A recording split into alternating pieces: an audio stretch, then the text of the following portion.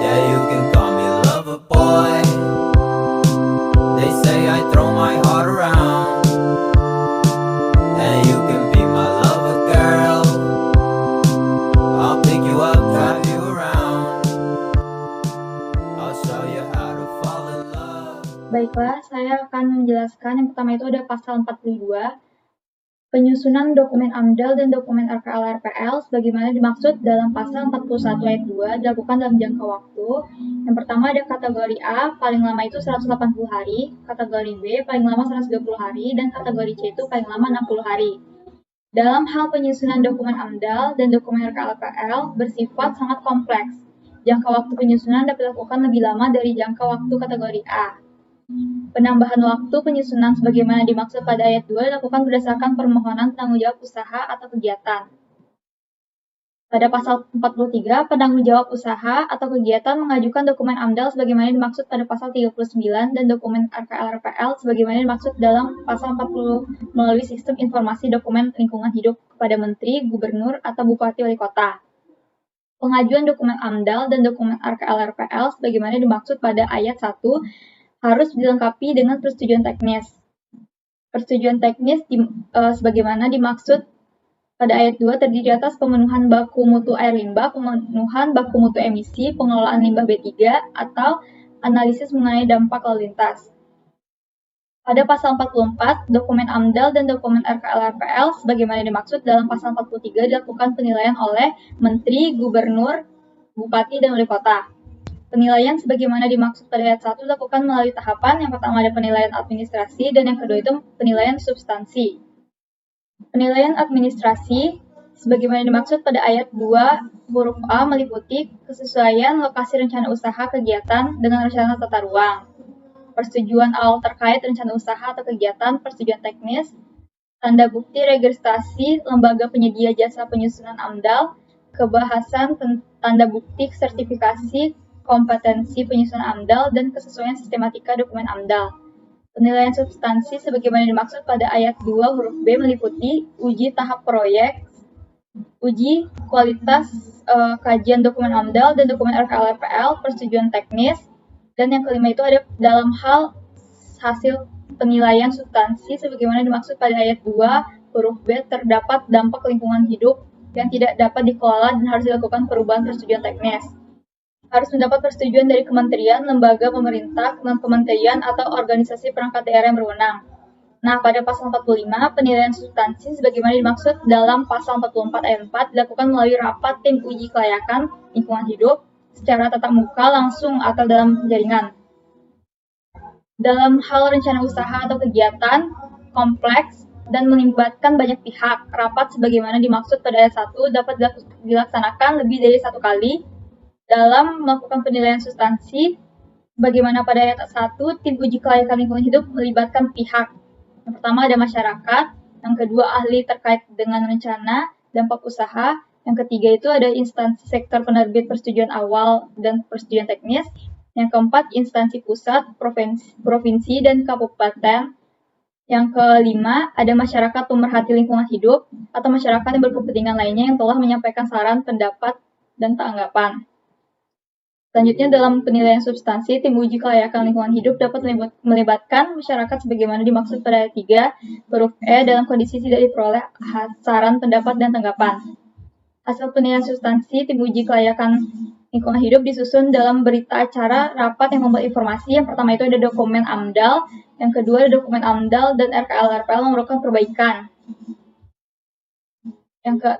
Selanjutnya terhadap dokumen AMDAL dan dokumen RKL-RPL yang tidak memerlukan perbaikan sebagaimana dimaksud pada ayat 5 huruf A. Tim uji kelayakan lingkungan hidup melakukan uji kelayakan. Selanjutnya pada pasal 46 poinnya yaitu penanggung jawab usaha atau kegiatan menyampaikan dokumen AMDAL dan dokumen RKL-RPL yang telah diperbaiki sesuai dengan ketentuan sebagaimana dimaksud dalam ayat pasal 45 ayat 7. Terhadap dokumen AMDAL, dokumen RKL-RPL yang telah diperbaiki sebagaimana dimaksud pada ayat 1. Tim uji kelayakan lingkungan hidup melakukan evaluasi perbaikan berdasarkan evaluasi sebagaimana dimaksud pada ayat 2. Tim uji kelayakan lingkungan hidup melakukan uji kelayakan. Pada pasal 47 yaitu uji kelayakan lingkungan hidup sebagaimana dimaksud dengan pasal 45 ayat 6 dan pasal 46 ayat 3 dilakukan berdasarkan kriteria kelayakan yang meliputi A. Kesesuaian lokasi rencana usaha atau kegiatan dengan rencana tata ruang dan ketentuan persetujuan undang-undang yang mengatur terkait dengan pemanfaatan ruang. B.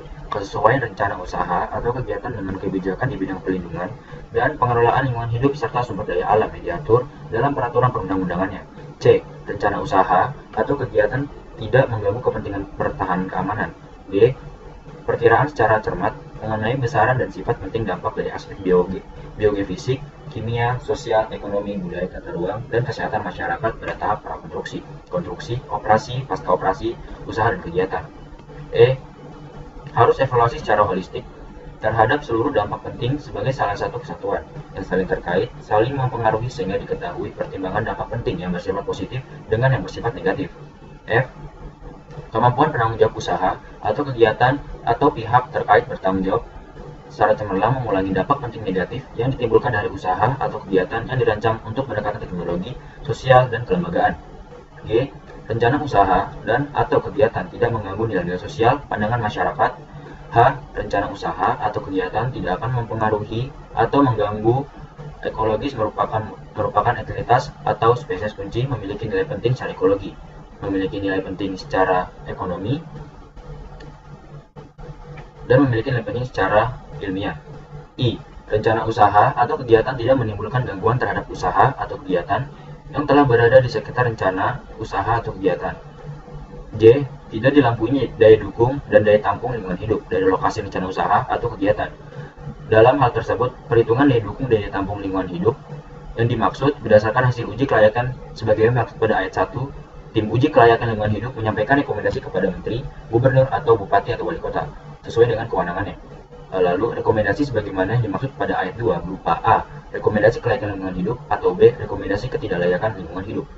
Poin selanjutnya, rekomendasi kelayakan lingkungan hidup sebagaimana yang dimaksud pada ayat 3 huruf A dapat berupa rekomendasi kelayakan bagi sebagai rencana usaha atau kegiatan yang diusulkan oleh penanggung jawab usaha atau kegiatan. Selanjutnya pada pasal 48 yaitu jangka waktu penilaian substansi dokumen ANDAL dan dokumen RKRPL dan uji kelayakan lingkungan hidup sebagaimana dimaksud dalam pasal 44 sampai dengan pasal 47 dilakukan paling lama 50 hari sejak dokumen ANDAL dan dokumen RKRPL dinyatakan lengkap dalam penilaian administrasi.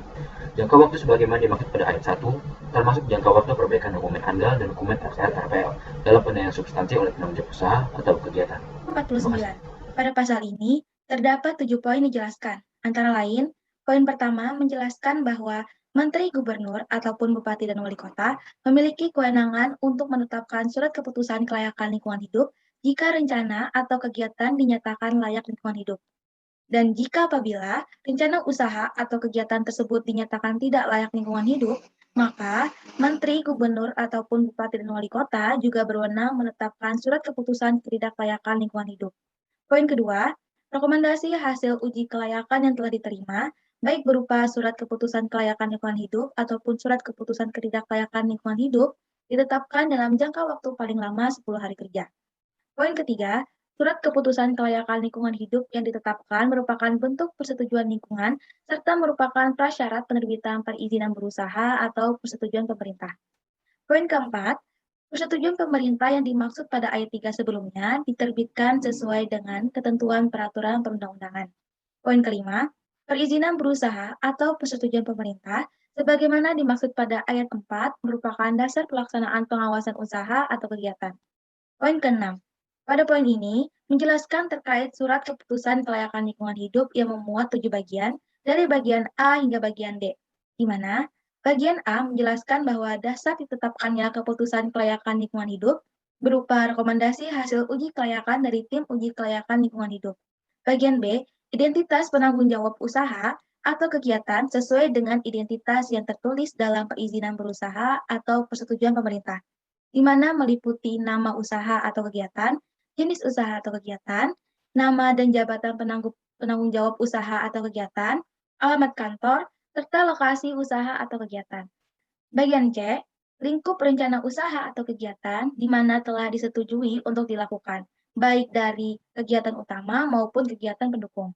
Hal ini sesuai dengan persetujuan teknis yang diterbitkan oleh instansi yang berwenang untuk menerbitkan persetujuan teknis. Bagian D, persetujuan teknis memuat sedikitnya 3 teknik, yakni yang pertama, standar teknis baku mutu lingkungan hidup, pengelolaan limbah B3, dan analisis mengenai dampak lalu lintas. Yang kedua, standar kompetensi sumber daya manusia terkait baku mutu lingkungan hidup, pengelolaan limbah B3, dan analisis mengenai dampak lalu lintas. Serta yang ketiga, sistem manajemen lingkungan. Bagian E, persyaratan penanggung jawab usaha atau kegiatan untuk memenuhi komitmen persetujuan teknis sebelum operasi terkait dengan lingkungan persetujuan teknis. Bagian F, kewajiban penanggung jawab usaha atau kegiatan yang terdiri atas, yang pertama, memenuhi ketentuan sesuai dengan dokumen RKL-RPL, kedua, memenuhi ketentuan peraturan perundang-undangan di bidang perlindungan dan pengelolaan lingkungan hidup, yang ketiga, memenuhi kewajiban pada persetujuan teknis pasca verifikasi pemenuhan baku mutu lingkungan hidup, pengelolaan limbah B3, dan analisis mengenai dampak lalu lintas. Yang keempat, menyiapkan dana menjamin untuk pemulihan fungsi lingkungan hidup sesuai dengan ketentuan peraturan perundang-undangan. Yang kelima, melakukan pengelolaan limbah non-B3 sesuai rincian pengelolaan yang termuat dalam dokumen RKL-RPL. Keenam, menyampaikan laporan pelaksanaan persyaratan dan kewajiban perizinan berusaha atau persetujuan pemerintah terkait persetujuan lingkungan secara berkala setiap 6 bulan sekali. Yang ketujuh, mengajukan permohonan perubahan persetujuan lingkungan apabila direncanakan untuk melakukan perubahan usaha atau kegiatan. Yang kedelapan, melakukan audit lingkungan pada tahapan pasca operasi untuk memastikan kewajiban telah dilaksanakan dalam rangka pengakhiran kewajiban pengelolaan dan pemantauan lingkungan hidup. Dan yang kesembilan, kewajiban lain yang ditetapkan oleh Menteri, Gubernur, ataupun Bupati dan Wali Kota sesuai dengan kewenangannya berdasarkan kepentingan perlindungan dan pengelolaan lingkungan hidup. Bagian G atau bagian terakhir, hal-hal yang meliputi yang pertama, ketentuan bahwa penanggung jawab usaha atau kegiatan dapat dikenakan sanksi administratif apabila ditemukan pelanggaran administratif. Kedua, ketentuan bahwa penanggung jawab usaha atau kegiatan wajib memberikan akses kepada pejabat pengawas lingkungan hidup untuk melakukan pengawasan sesuai dengan kewenangannya. Yang ketiga, ketentuan masa berlaku surat keputusan kelayakan lingkungan hidup yang menjelaskan bahwa keputusan kelayakan lingkungan hidup ini berlaku selama usaha atau kegiatan berlangsung, sepanjang tidak ada perubahan atas usaha atau kegiatan dimaksud. Pada pasal 50, surat keputusan kelayakan lingkungan hidup yang telah diterbitkan oleh Menteri, Gubernur, atau Bupati Wali Kota sesuai dengan kewenangannya diumumkan kepada masyarakat melalui sistem informasi lingkungan hidup atau cara lainnya yang ditetapkan oleh pemerintah. Nah, cara lain yang ditetapkan oleh pemerintah sebagaimana dimaksud pada ayat 1 terdiri atas media massa atau pengumuman pada lokasi usaha dan kegiatan. Pengumuman sebagaimana dimaksud pada ayat 1 dilakukan paling lambat 5 hari kerja sejak diterbitkannya surat keputusan kelayakan lingkungan hidup. Nah, pada pasal 51, tata laksana penilaian dokumen AMDAL dan dokumen RKL-RPL, penyimpanan hasil uji kelayakan, dan penetapan surat keputusan kelayakan lingkungan hidup dan ketidaklayakan lingkungan hidup sebagaimana dimaksud dalam pasal 44 sampai dengan pasal 50 tercantum dalam lampiran 2 yang merupakan bagian tidak terpisahkan dari peraturan pemerintah ini. Terima kasih. Pertama, pasal 52, formulir UKL-UPL diisi oleh penanggung jawab usaha atau kegiatan pada tahap perencanaan usaha atau kegiatan. Selanjutnya, lokasi rencana usaha atau kegiatan sebagaimana pada ayat 1 wajib sesuai dengan rencana tata ruang. Kesesuaian lokasi rencana usaha atau tata ruang itu balik lagi kepada ayat yang kedua. Selanjutnya, pada pasal 53, penyusunan formulir UKL-UPL dimulai dengan penyedia data dan informasi berupa deskripsi rencana usaha, dan yang kedua adalah persetujuan teknis. Pada pasal 54, aparatur sipil negara yang bekerja pada instansi lingkungan hidup pusat, organisasi perangkat daerah yang membidangi lingkungan hidup provinsi, atau organisasi perangkat daerah yang membidangi lingkungan hidup kabupaten atau kota dilarang menjadi penyusun UKL-UPL. Selanjutnya, pada pasal 55, yang pertama, formulir UKL-UPL disusun dalam bentuk standar pengelolaan dan pemantauan lingkungan hidup. Kementerian atau lembaga pemerintah non-kementerian yang membidangi sektor bidang usaha atau kegiatan wajib UKL-UPL menyusun formulir UKL-UPL standar spesifik sesuai dengan jenis usaha atau kegiatannya. Selanjutnya, pada pasal 56, penanggung jawab usaha atau kegiatan mengisi formulir UKL-UPL standar spesifik yang tersedia dalam sistem informasi dokumen lingkungan hidup sebagaimana dimaksud dalam pasal 55 ayat 4. Selanjutnya, pada pasal 57, penanggung jawab usaha atau kegiatan mengajukan permohonan pemeriksaan formulir UKL-UPL standar spesifik atau formulir UKL-UPL standar yang telah diisi kepada yang pertama Menteri, Gubernur, dan juga Bupati atau Wali Kota dengan syarat yang pertama, perizinan berusaha atau persetujuan pemerintah diterbitkan oleh pemerintah. Yang kedua, berlokasi di lintas provinsi, dan yang ketiga adalah Dan yang ketiga, berlokasi di wilayah laut lebih dari 12 mil laut diukur dari garis pantai ke arah laut lepas. Selanjutnya, pengajuan permohonan pemeriksaan formulir UKL-UPL standar spesifik atau yang standar yang telah diisi sebagaimana dimaksud pada ayat pertama dilakukan melalui yang pertama adalah sistem perizinan berusaha terintegrasi secara elektronik, yang kedua adalah sistem informasi dokumen lingkungan hidup. Selanjutnya, pengajuan formulir UKL-UPL standar spesifik atau yang standar sebagaimana dimaksud pada ayat 1 dilengkapi dengan persetujuan teknis di atas. Yang pertama, pemenuhan baku mutu air limbah, pemenuhan baku mutu emisi, pengelolaan limbah, dan yang terakhir analisis mengenai dampak lalu lintas. Selanjutnya, terhadap formulir UKL-UPL standar spesifik atau formulir yang standar yang telah diisi sebagaimana dimaksud pada ayat 1 dilakukan pengumuman melalui sistem informasi dokumen lingkungan hidup untuk usaha yang teridentifikasi sebagai usaha dengan tingkat risiko menengah rendah. B. Usaha yang teridentifikasi sebagai usaha dengan tingkat risiko menengah tinggi. Selanjutnya, usaha yang teridentifikasi sebagai usaha dengan tingkat risiko tinggi. Dan yang terakhir adalah kegiatan wajib UKL-UPL yang dilakukan oleh instansi pemerintah. Dan yang terakhir pada pasal 57 adalah masyarakat berhak menyampaikan saran, pendapat, dan tanggapan melalui sistem informasi dokumen lingkungan hidup. Sekian dan terima kasih.